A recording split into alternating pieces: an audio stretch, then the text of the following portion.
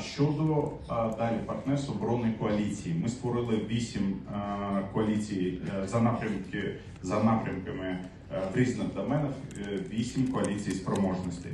Це дає нам можливість розробити дорожні карти. Ми розробили до 2027 року.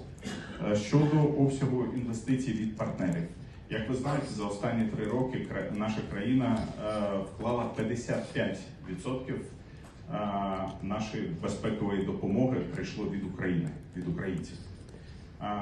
Решта від наших партнерів. Тому нам дуже важливі ці формати, нам дуже важливі прямі інвестиції. Ми їх підвищуємо, фінансування йде від наших партнерів пряме. Ми створюємо спільні проєкти з ними і створюємо також нові альянси з нордиками, з балтиками, з іншими країнами Центральної Європи або північною групою. Щодо нашої зброї, ми стали найбільшим виробником дронів в світі, як тактичних, оперативних, так і стратегічних. Тому створюємо максимально можливості для того, щоб у нас сформувалася зона ураження, яка не уможливила нам просування ворога.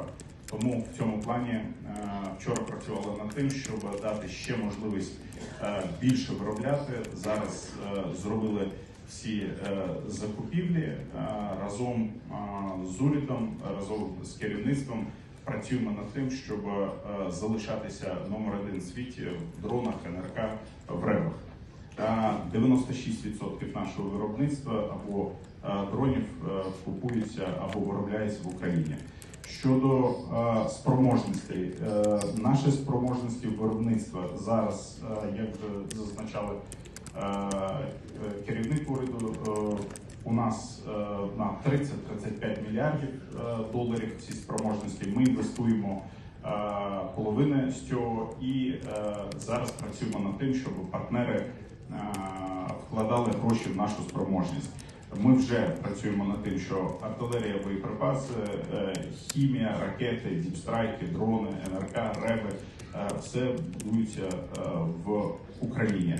І працюємо над мегапроєктами, це робоча назва, це спільне підприємство по пріоритетам, тобто ППО, інтерсептори або супутники, кібер, зв'язок, діпстрайки. Це спільне підприємство з міжнародними топовими виробниками зброї.